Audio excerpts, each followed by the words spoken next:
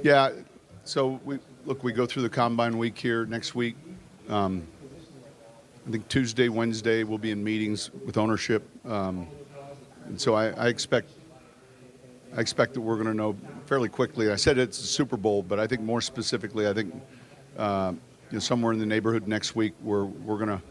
There's a couple factors here. Obviously the cap projections came out. We're further down the road with the draft class. Obviously the pro free agents.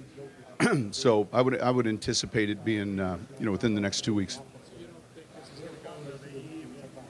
I think I just said the next 2 weeks. Yeah, next 2 weeks.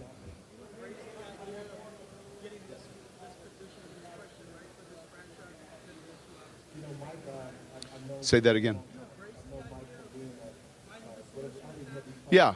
Well, look, we better. So the question was, finding the right solution to quarterback in this league, which is obviously very competitive in our division. I think it's vital. I saw this humorous meme the other day where there was a Bronco fan with a shirt on, and there was 8 quarterbacks names with a cross through it, and he's drinking the quarterback Kool-Aid, and our job is to make sure that this next one, doesn't have a line through it.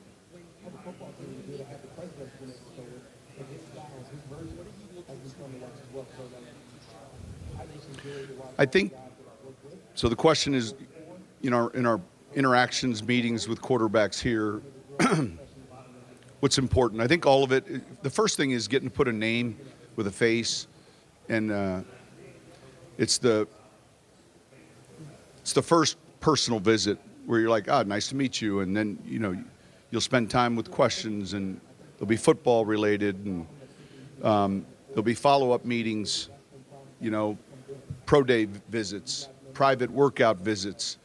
And so these are all pieces of the equation that I think are necessary. And obviously the beginning of this event was to combine medical information, hence the term combine. And then pretty soon, let's run a 40 and let's run a few of these cone drills.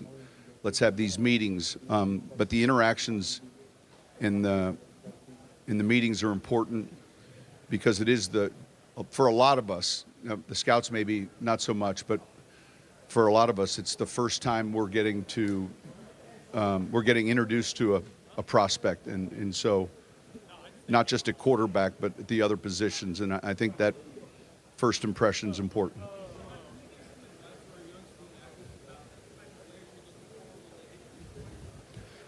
Young student athletes, what are we looking for? I think this. I think that, we're looking for goal-driven players, athletes that are unselfish to some degree. And then I would say that one trait is that we use that term grit a lot, but that ability to get up time and time again, overcome adversity. It's a little bit more challenging now with the portal. I started thinking to myself, how many times when I was in school that I would have loved to jump into a portal, upset or disappointed or mad or whatever, had a bad practice. And but those traits still exist, and I think those are important traits when we're visiting with young athletes.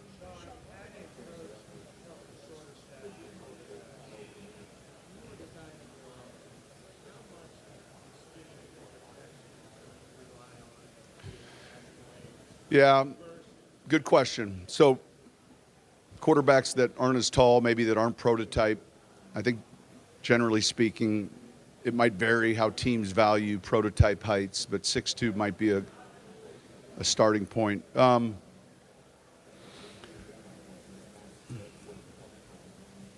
Look, as a coordinator, I've had Kerry Collins, who was 6'5",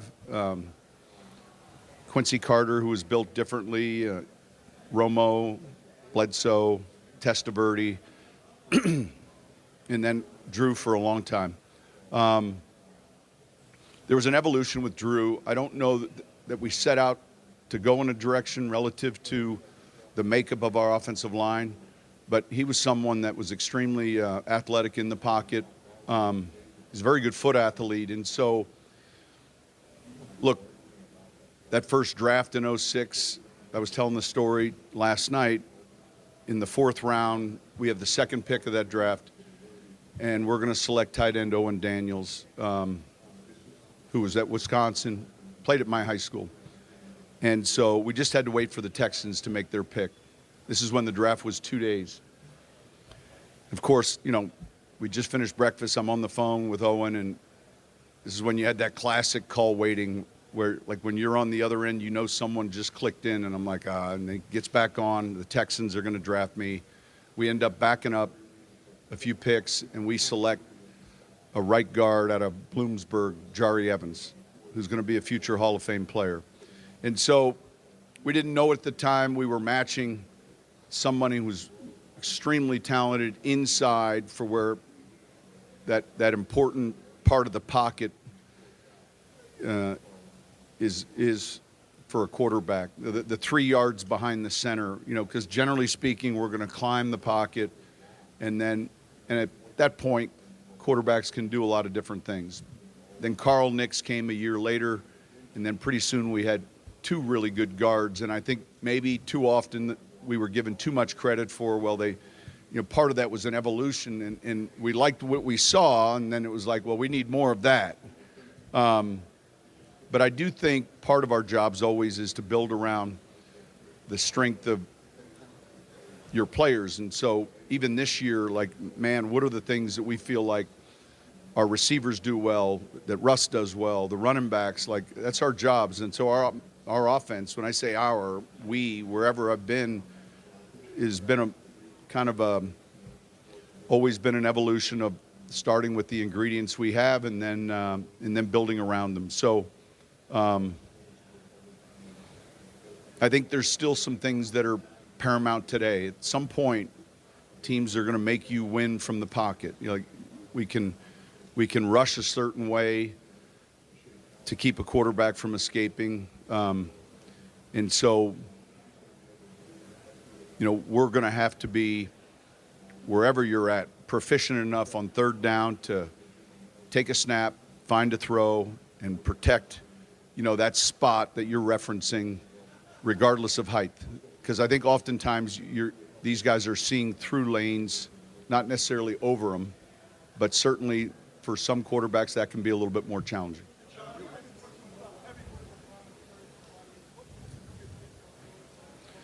Yeah, Ronald Curry in Buffalo. I'm excited for him. We were lucky enough to have Ronald for a number of years. I lose track of how many. He's a real good communicator. He's smart. He's been in, man, a lot of, I would say, a lot of productive offenses and been a part of a lot of productive teams. I think he understands the work week and the time on task necessary. I knew how much Al Davis thought of him when he drafted him in Oakland. But I'm anxious to follow his progress because I think he's a real bright young coach with a great future.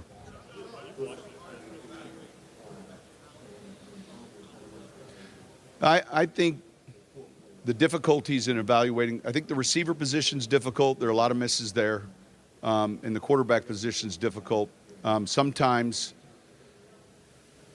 and this is not just recent, and we go all the way back to, man, the run and shoot, and we can list a number of guys that were successful that we didn't expect to be successful and guys that weren't. And I think that oftentimes the systems that they're in can be difficult to evaluate. You know, it's harder to find good inside linebackers anymore. It used to be difficult to evaluate offensive tackles because teams were running, you know, option football, veer schemes, wishbone, or what have you. Now we get great film in evaluating whether guys can pass protect or not. But then conversely, we get more difficult film at other positions. To your point with quarterbacks, I think that I think one thing that's hard to measure is their ability to multitask and process and make decisions. It's one thing, like you can visit with someone and, you know, they can be intelligent, but man, how quickly can they deliver the information and how quickly can they get through the progression? Are they accurate? There's some fundamental things that we have to see that are present. And so sometimes it's not as difficult as we make it out to be. And then sometimes, listen, it's very difficult. And so I think we'll be really good at this. And I think to some degree we're glad that a lot of people aren't.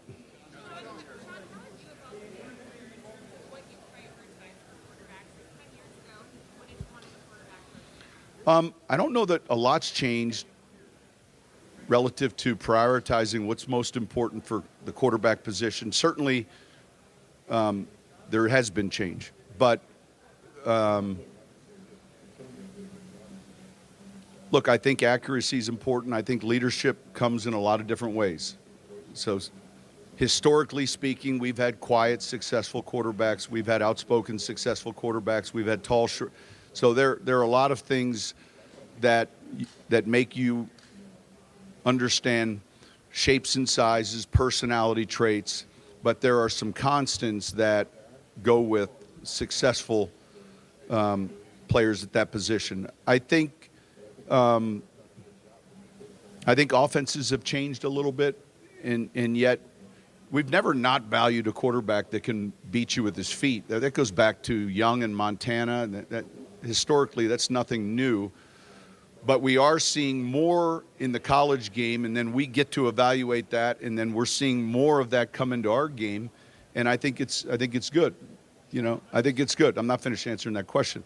I think 4th and 1 overtime in the Super Bowl, you know, the play we saw Kansas City run, I don't know that we see that play 10 years ago. That doesn't mean we don't see a conversion, but I don't think we see that RPO option with a few different reads. And so those are some of the things that I think have evolved.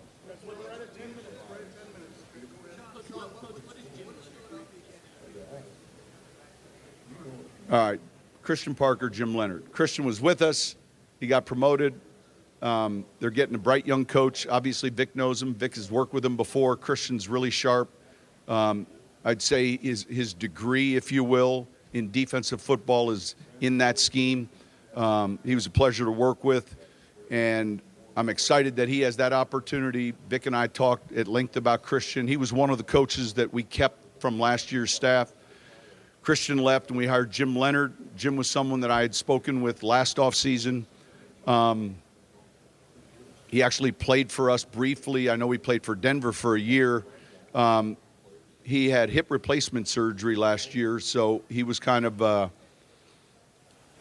to be in a position where he couldn't commit to a full-time job. He helped out Illinois. I think that he's extremely bright.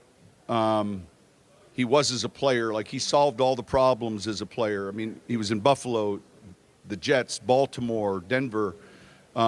He played 10 years, and I think he's got, one of these high ceilings that we see with some young coaches. And I say young, but it's kind of all relative. I think a lot of him, and we spent a lot of time on that process. We'll keep going.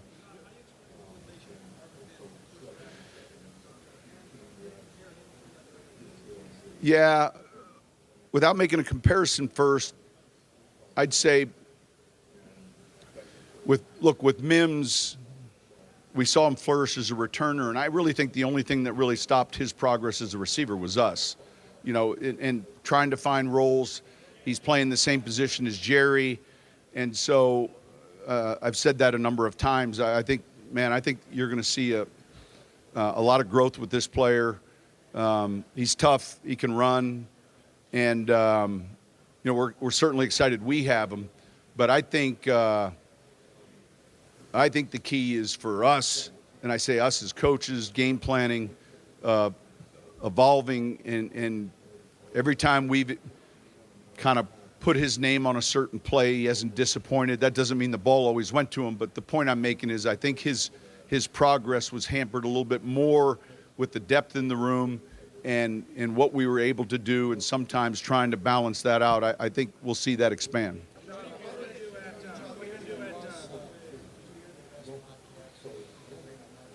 I did not hear the Brandon Marshall podcast.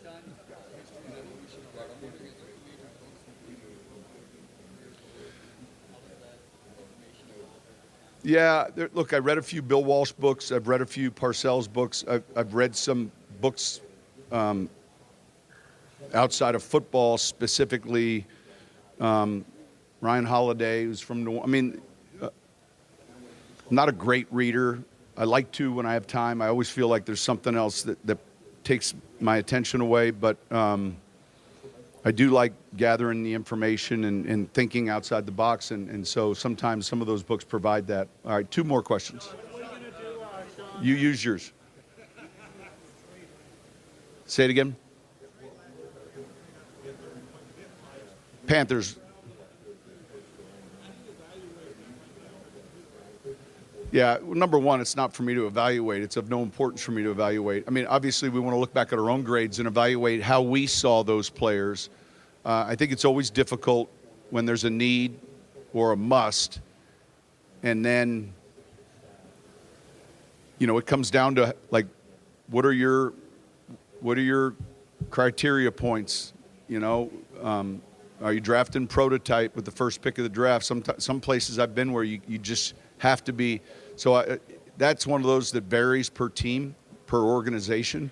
But certainly CJ's had a great, and we saw him firsthand. He's had a great rookie year, and it's not new. The Manning Leaf debate that goes back.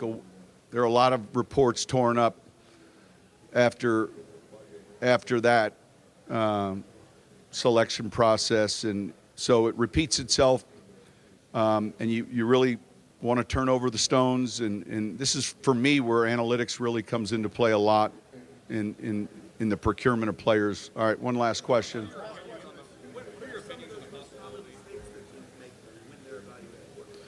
What are the mistakes? Common mistakes. What are the common mistakes made? Well, look, I think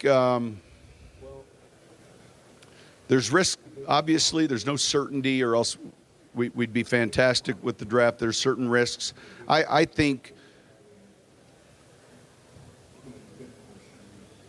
man, how quickly can they process the information?